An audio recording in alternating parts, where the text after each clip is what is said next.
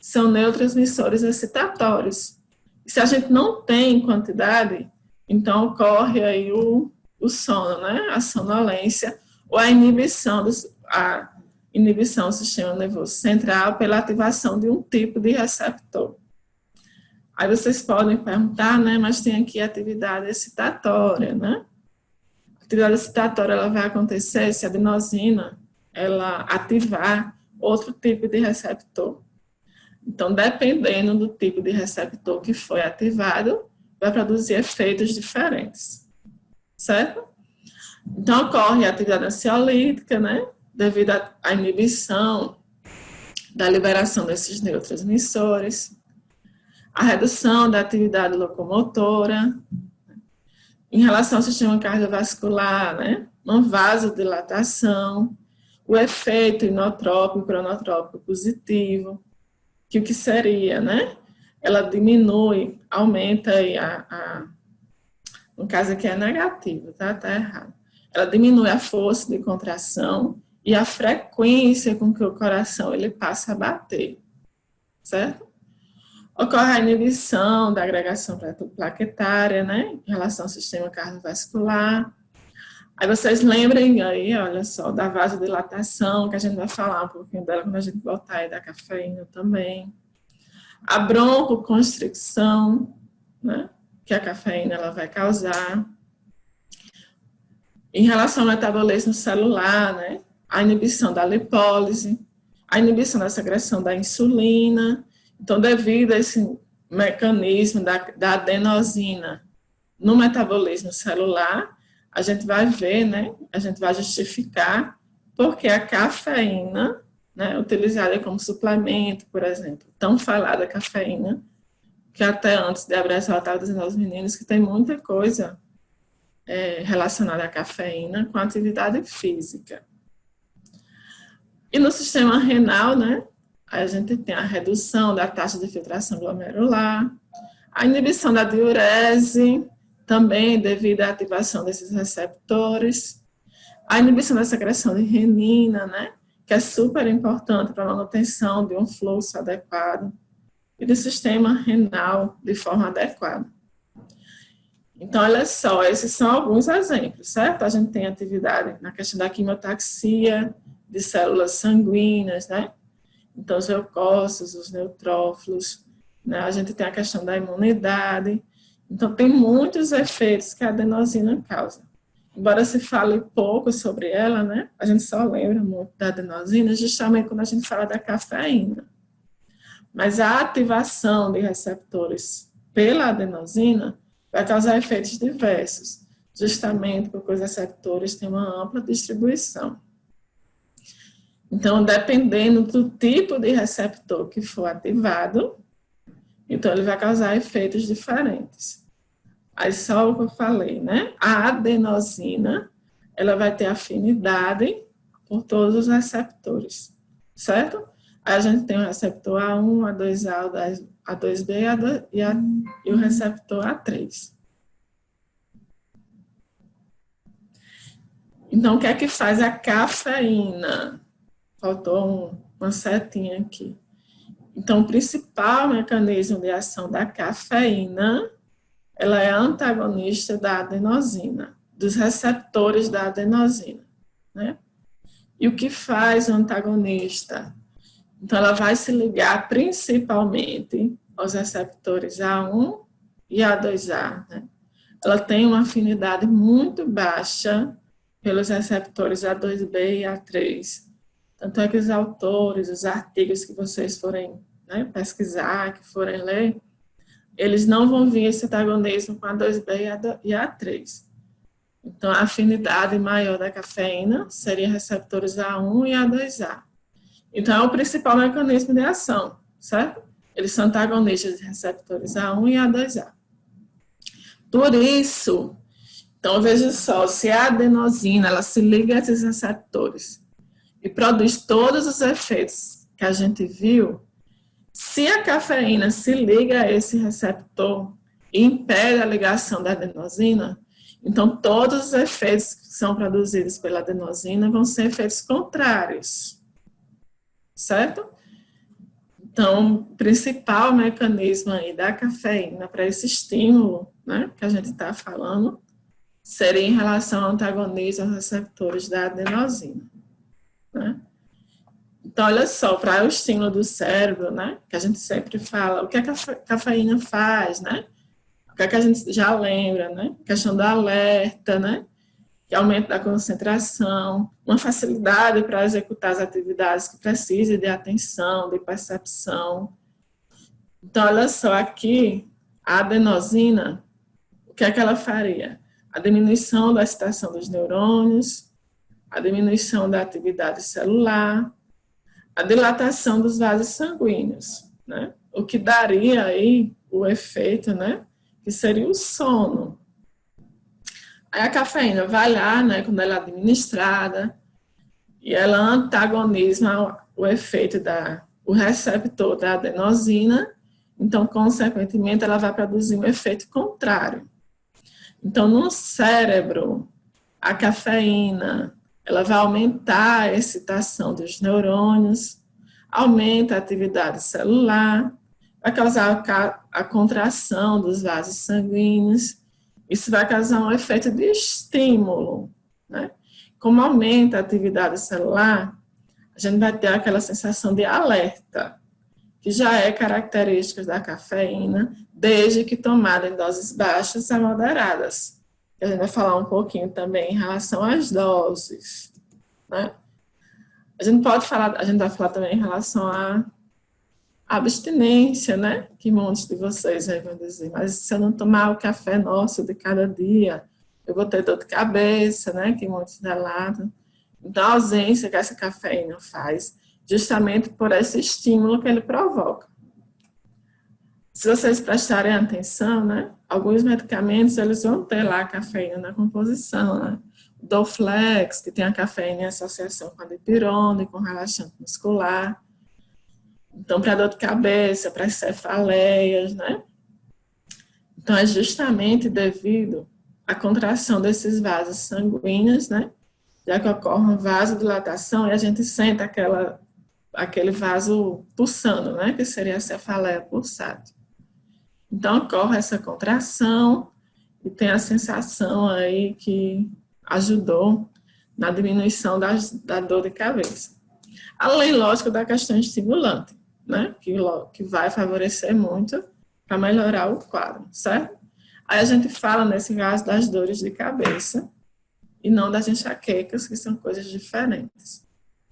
Então, vejam só, gente, o estímulo causado pela cafeína, né, que está presente no café, numa quantidade grande, né, é devido principalmente ao seu antagonismo nos receptores da adenosina.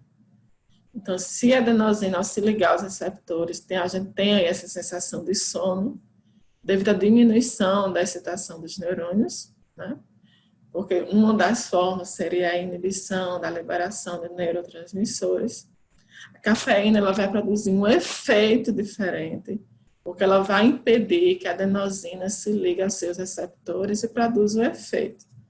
Com isso, os efeitos produzidos pela cafeína são efeitos opostos ao produzidos pela adenosina. Então, ela aumenta a atividade celular, aumenta a excitação e vai causar aí a contração também dos vasos sanguíneos, certo? Então, olha só, se a gente for falar, a gente falou do cérebro, né, como estímulo, eu coloquei aqui algumas referências, certo? Tem muitos artigos, muitos bons artigos, né? Tem artigos aí de 2020 que fala sobre a questão da cafeína, qual é o seu efeito. Muitos artigos em humanos.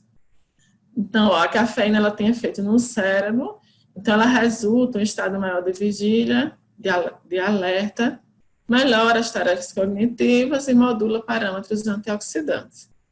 A gente lembra que esses parâmetros antioxidantes, eles estão mais relacionados ao ácido clorogênico, que é uma substância que também está presente em boa quantidade no café, certo? Aí, vejam só, a gente bota no café, já seria o café torrado. O que não pode acontecer é manter o café em temperatura elevada por muito tempo. Então, assim, o que é que acontece, né? Tem pessoas que vão lá, colocam café no filtro, filtra, depois ainda espera um tempão para poder tomar, beber na garrafa. Então, cada vez que ocorre esse aumento de temperatura, as substâncias elas podem se degradar, a gente pode perder alguma dessas atividades benéficas da cafeína, certo?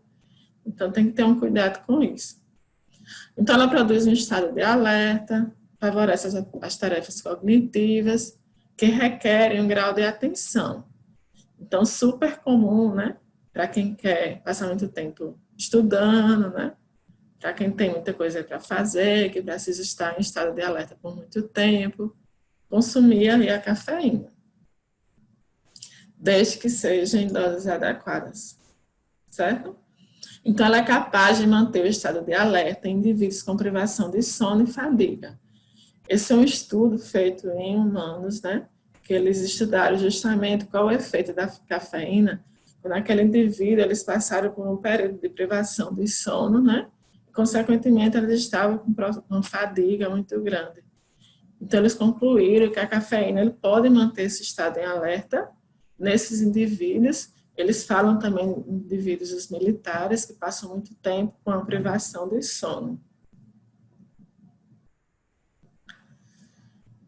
Aí, consequentemente, né, alguns artigos eles já têm aí uma indicação da ação da cafeína no Parkinson e no Alzheimer, né? Então, a cafeína, o consumo moderado de café diminui os riscos da doença de Parkinson.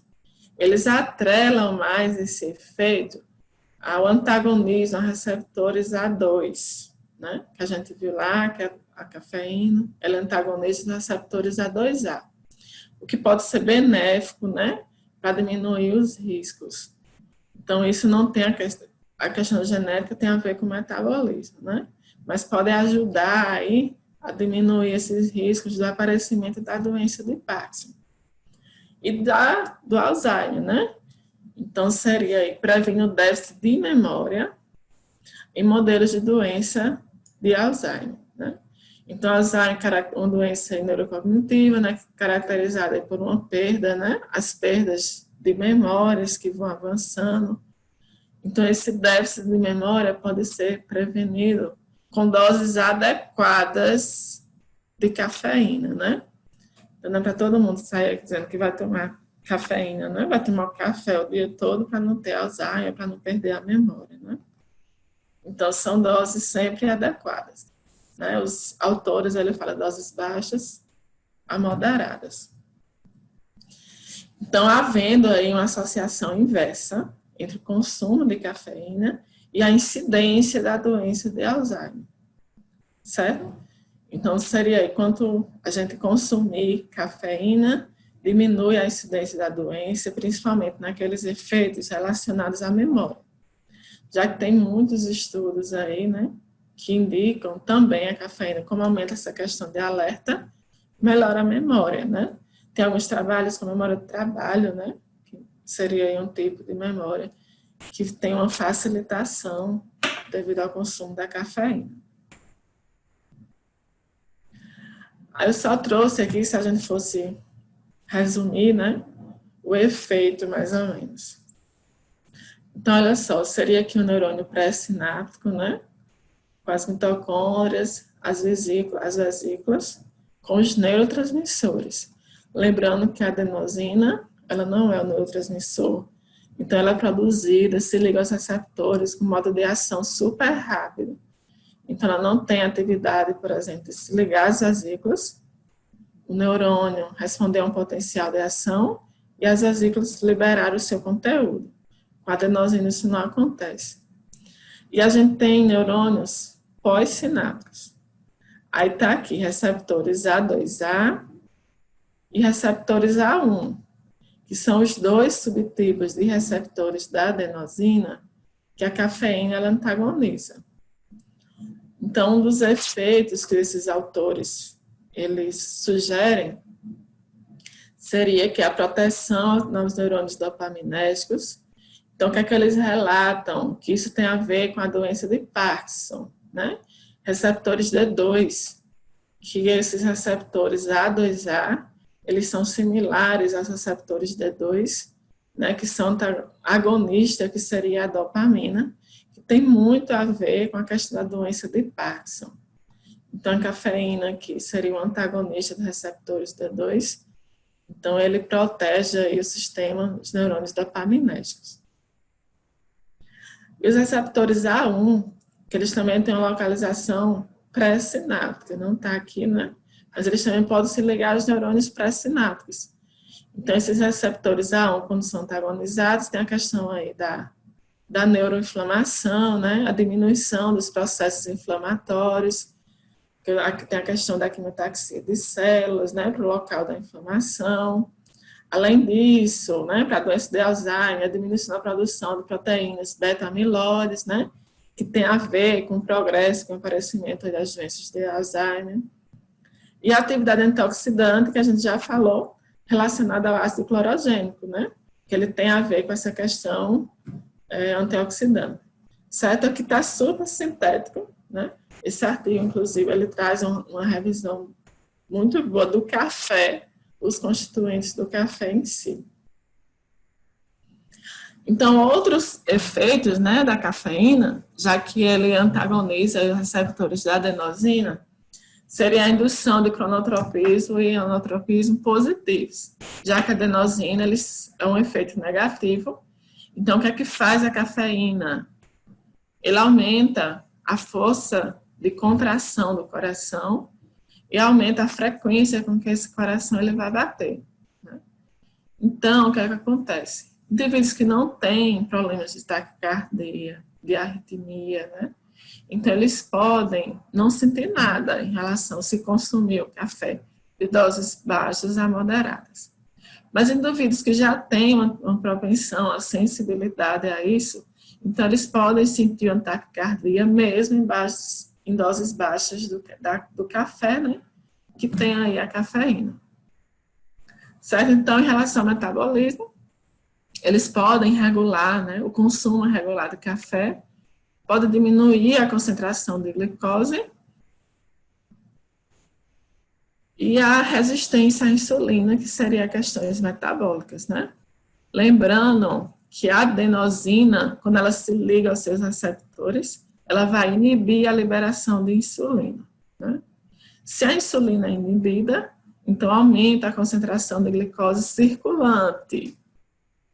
Se a insulina é liberada, então ela vai fazer com que a glicose ela entre na célula para ser metabolizada, certo? Então diminui aí essa resistência da insulina, que é a ação dela nas células. Eu não coloquei, né, mas a gente pode, a questão da contração do músculo, né, em atividades. A cafeína, ela aumenta a quantidade de cálcio no citoplasma das células. Então, isso faz com que o músculo esquelético ele contraia com mais agilidade e uma força maior. Então, também tem muita coisa envolvendo a cafeína com exercício físico, né? Então, o que eu falei até aqui, né? A gente tem que ter cuidado com as doses, né? Não é para botar lá uma garrafa de café e consumir o café o dia todo, né? Pensando que está fazendo um bem enorme.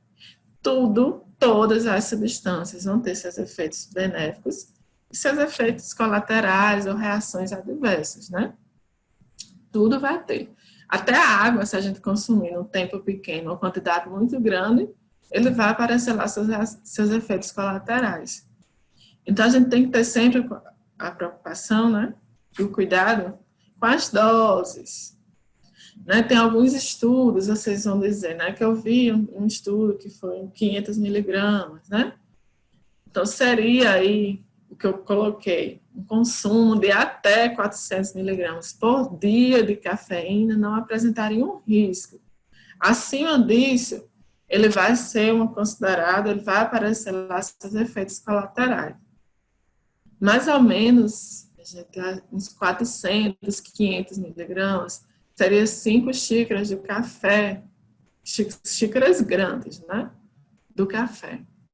Então, a gente tem que ter cuidado aí com as doses, né? O consumo exagerado de qualquer coisa vai trazer seus malefícios. Então, veja só, se há uma hiperestimulação, né, vai causar aí uma ansiedade, já que ela vai aumentar a liberação de neurotransmissores. Se ocorrer uma hiperestimulação, aumenta demais. E como são neurotransmissores excitatórios, então vai ocorrer os processos ansiogênicos, né? Ansiogênicos, né? Que vai produzir ansiedade. Consequentemente, irritabilidade, um estresse, redução da atenção, o estado de alerta muito grande, então dificuldade enorme para dormir, insônia, redução da capacidade cognitiva. Isso se a gente falar no cérebro, certo? Se a gente for falar em relação a uma frequência de batimentos cardíacos muito grande, né? Taquicardia, né? O coração super acelerado. Então, diminui muito a concentração de glicose, por exemplo, porque tem uma hiperestimulação aí da insulina. Então, tudo que for exagerado também não é aceitável, inclusive a cafeína, né? Para os amantes aí do café, né? Para a gente ter um cuidado. Aí, o que acontece, né? Deve ter aí algumas perguntas em relação a isso. Eu tomo café todo dia, e quando não tomo, eu tenho necessidade de tomar café, né? Dá uma dor de cabeça. Acontece que para quem toma sempre, né? Tem esse costume, ele seria aí uma droga psicoestimulante, né? Então, o cérebro, por exemplo, vai se acostumar a estar sempre estimulado. Quando não toma, aí seria basicamente uma abstinência. Então, é necessário tomar para ele tranquilizar, digamos assim. Então, se não toma, vai acontecer ali aquela vasodilatação, né? Característica aí das dores de cabeça, das pulsadas, que até então o organismo não estava acostumado, porque se as doses de café elas são frequentes, então o organismo se acostuma a ter uma vasoconstricção. Então, por isso, as dores de cabeça, porque aquela dose habitual da cafeína ela foi interrompida, né? Então, ele estava acostumado a ser estimulado, né? A ter uma vasoconstricção. Então, como ela foi interrompida, então, para quem tem esse consumo frequente, pode sentir aí mal-estar, né? Uma fadiga, as dores de cabeça recentes, que seriam sintomas de abstinência para as drogas de abuso, que a gente chama, né? A cocaína, a maconha, o êxtase e tudo mais, certo? Então, sempre falam isso. Quando eu não tomo café, eu tenho dor de cabeça e tudo mais. Então, tem sempre essa questão, né? Da ativação do organismo, ele se acostuma com aquelas doses. Tem até, né? A questão justamente da tolerância, também se caracteriza no café. Para que consuma, vai ser necessário cada vez mais aumentar aquela dose para conseguir ter os efeitos que antes tinha com doses menores, né? O que também acontece muito, né? Com o álcool também, que é uma droga de abuso. Aí a gente tem em mente que se aumentar muito essa dose, e se chegar aí a 400, 500 miligramas por dia, já não vai ser um efeito benéfico, né? Se for necessário diminuir, né, uns estudos, eles até dizem, para diminuir aos poucos, né, para fazer o desmame, para o organismo ele não ter uma parada tão brusca daquela substância, certo? Então, que fique claro que a cafeína, né, presente aí no café, ela tem sua ação estimulante, mas não tem que exagerar. Então, ela tem um pico aí, tem doses que vão aparecer muitos efeitos indesejáveis, né? Nesse caso aqui, os efeitos colaterais, e que ninguém quer, né? O efeito, a gente vai tomar um cafezinho lá, que seria por um prazer, e não para causar alguma alteração no sistema fisiológico significativo para o mal. Certo? Então, em relação à metabolização, né? Ela é super bem absorvida, Então, aí, aproximadamente 99% da cafeína que a gente consome, ela vai ser absorvida. Né? Lembrando que a absorção, se for por via oral, por exemplo, ela vai passar aí do intestino, né? Dentro do intestino para a corrente sanguínea, mas seria uma absorção maior aí no estômago, certo? Então, após aí mais ou menos 45 minutos da ingestão da cafeína, ocorre uma absorção quase total, né? Tem muitas substâncias que têm uma absorção lenta, ou absorção imparcial, que a gente chama. Então, o pico de concentração dessa substância na corrente sanguínea acontece em até 120 minutos após a ingestão, certo? Então, as substâncias elas vão sendo absorvidas e a concentração vai aumentando até atingir um pico, né? Então, ela vai lá antagonizar os receptores, ela vai sendo metabolizada principalmente pelo fígado e vai sendo liberada, certo? Depois de 120 minutos, a concentração vai caindo até após aproximadamente 5 horas, a gente ainda tem aí cafeína no organismo. Então, ela atravessa super bem a barreira hematocefálica, né? Pelas características da estrutura dela. Então, ela consegue atravessar a barreira. Então, ela vai aparecer no sêmen, no líquido, né? As gestantes, para ter o cuidado, porque a cafeína ela vai aparecer no leite, né? Na saliva, no suor. Então, os fluidos biológicos, eles vão ter lá cafeína.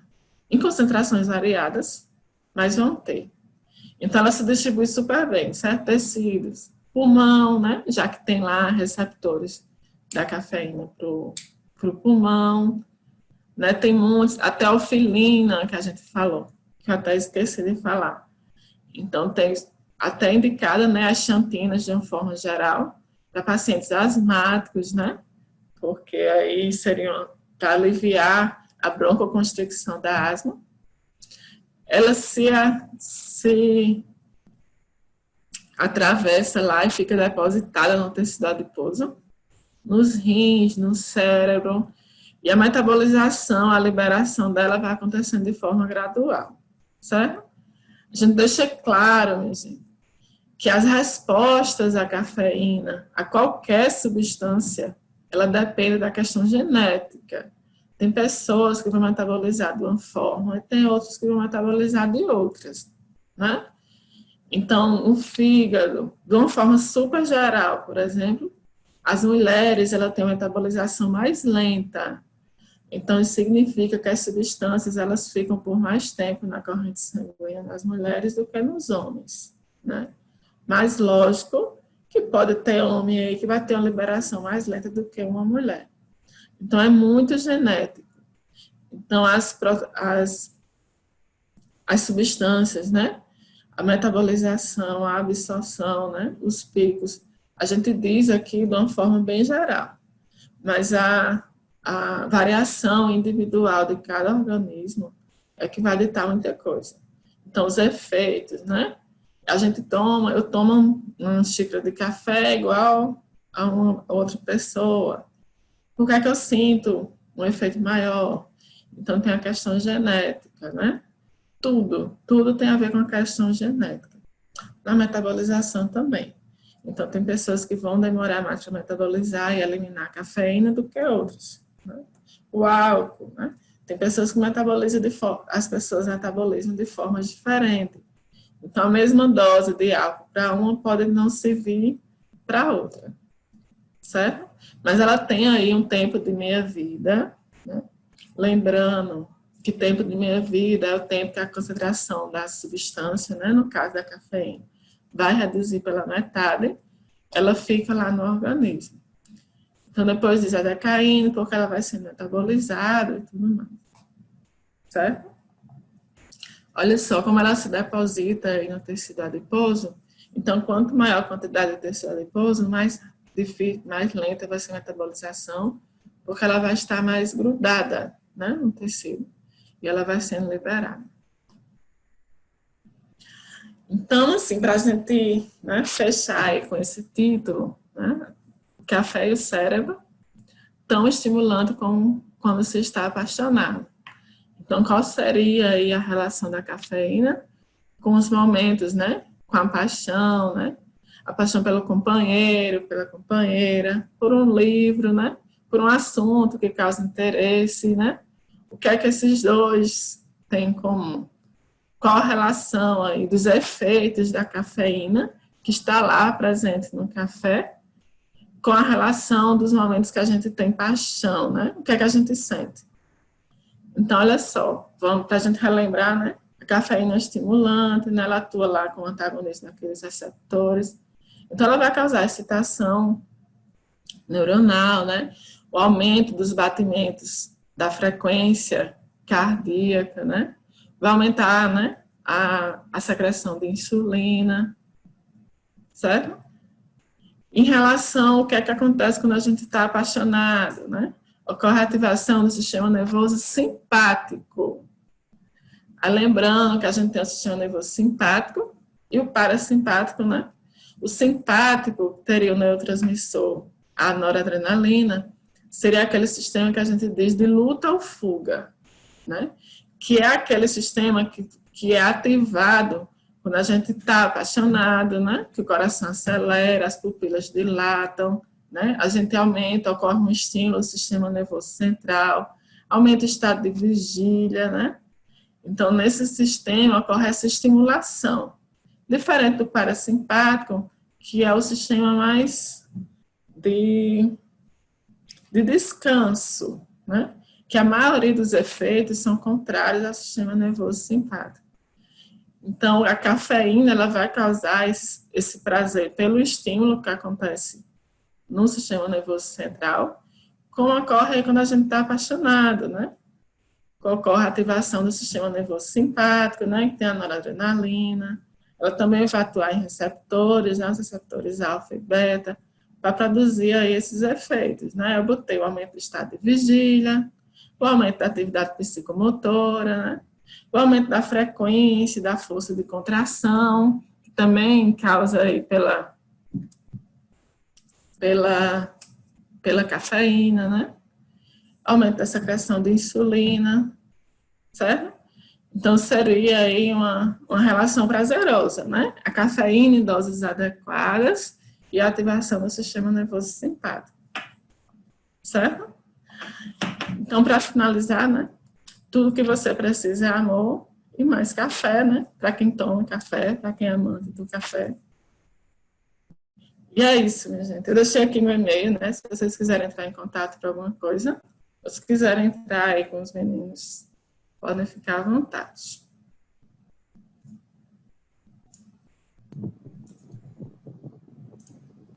Obrigado, professora, pela belíssima apresentação. Tem algumas perguntas aqui que foram enviadas, eu vou ler para que a senhora possa responder, certo? Tá, joia. A primeira pergunta acho que é Grace, ela pergunta se quem tem predisposição para labirintite, se o café ele faz com que seja desencadeado crises de labirintite ou se não tem relação. Eu não vi nenhum relato em relação ao café e a questão do equilíbrio, né? Que tem a ver com a labirintite. Com a labirintite, realmente, eu não sei dizer se ele desencadeia ou não. A gente tem muito relato com a enxaqueca, né? Para não se ter essa relação da cafeína, mas com a labirintite, realmente, eu não sei te dizer. Certo. A outra pergunta, acho que a senhora até já respondeu durante a palestra, porque algumas pessoas não têm feito a cafeína. É questão genética, muito genético. A gente não tem como comparar. Não é porque uma pessoa vai tomar lá uma xícara pequena de cafeína e vai ficar em alerta, que outra pessoa vai tomar a mesma xícara e não vai sentir nada. Não tem comparação, mas é questão genética mesmo. Certo. O café gelado tem menos efeito do que o café fervido? Não. Tanto faz, né? Depois que ele for torrado, porque o gelado, né, ele foi filtrado e tudo mais, para botar na geladeira. Nesse sentido aí, não. O que tem de diferença em concentração da cafeína, foi o que eu falei, né? É do torrado que a gente consome, em relação ao café verde, que é o que vem da plantação, que passa pela indústria, passa pelo processo de torrefação e tudo. Mas nesse sentido aí, não. Certo. O Flávio Barbosa, que é nosso coordenador de programa, ele ele pergunta se 400 miligramas de cafeína seria equivalente a quantas xícaras de café, que é uma pergunta semelhante a que a Para você tomar menos, viu, Flávio? E o quê? Se 400 miligramas de cafeína seria equivalente a quantas xícaras de café? Uns 5 xícaras de café, mais ou menos. Já dá o que ele toma. A partir de quanto de cafeína poderia surgir uma intoxicação? Aí também depende de cada um, certo? Tem pessoas que com menos de 400 já vai ter algum grau de intoxicação. Então não tem como prever. Já teve algum artigo que eu vi que seria 800, né? Que é uma super dosagem. Né? Não tem assim de quanto. Tanto é que eu disse lá na questão dos efeitos colaterais, de 400 a 500, né? Tem sempre esse intervalo. Mas tem alguns autores que seriam os 800. A Flávia está quase no limite aí, viu? Eu posso falar para ele? Ele está ouvindo, pode falar o que a senhora quiser. Claro, a questão da inibição lá dos neurotransmissores com receptores A1, que eles são pré-sinápticos, certo? A adenosina inibe, a cafeína libera. Em relação lá ao projeto da gente. O meu projeto também envolve cafeína, professora. Olha aí, tá vendo? A Olga, ela pergunta a relação do uso de cafeína com problemas de hipertensão arterial. Tem, foi devido, ele ativa lá o sistema cardiovascular, ele tem muitos receptores, que eu falei dos receptores A2, principalmente. Então, ele pode causar o aumento da frequência, da força de contração, certo? E a vasoconstricção. Então, isso pode ocasionar o aumento da pressão arterial. Só que aí vocês fiquem, né? Não é, tem pessoas, né? Os normotensos, que a gente chama, podem não sentir nada. Mas quem tem uma sensibilidade maior, com doses baixas, eles podem ter aumento da pressão arterial. Tem outra pergunta aqui, deixa eu só abrir. O Henrique, ele pergunta se no chocolate, que é 100% cacau, tem cafeína também. Tem cafeína também. Até no café descafeinado tem cafeína, né? Até no café descafeinado tem cafeína. Deixa eu ver a última pergunta aqui. É normal ficar com o coração acelerado sempre que se toma café? É normal. Tem a questão da sensibilidade também de cada um. Tem pessoas que vão ter aí esse efeito, né? Da taquicardia. Joanã perguntou a diferença entre o café típico e o descafeinado. A concentração de café vai ser bem menor, né? Bem menor. Não deixa de ter. Não vai ser concentração zero, porque ela está lá presente num grão verde que a gente chama. Mas é só a diferença do café.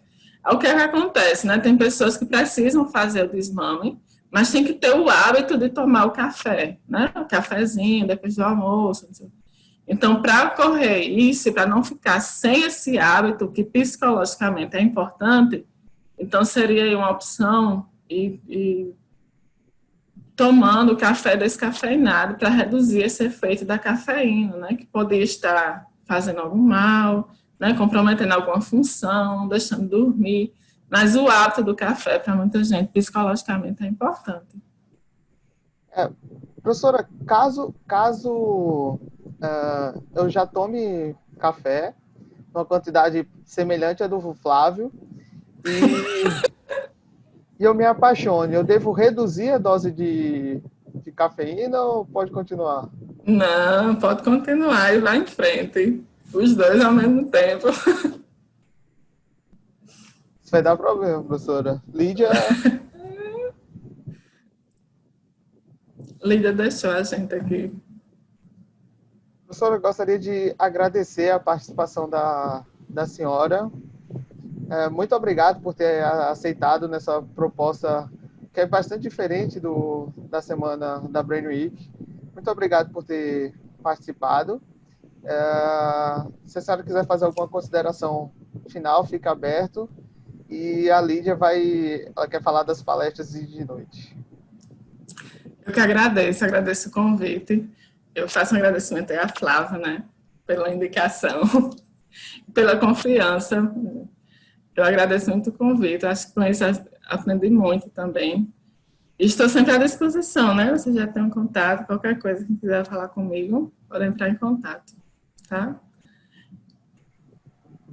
Lídia? Ok, então a gente encerra esse período de palestras agora, na tarde, e de noite a gente tem a palestra com o professor do programa, que é o professor Luiz, e a gente vai entender um pouquinho do cérebro na perspectiva evolutiva. Então, é às 19 horas, né? A gente já mandou os links para vocês, e é só linkar depois e despolarizar mais neurônios aí com o professor Luiz.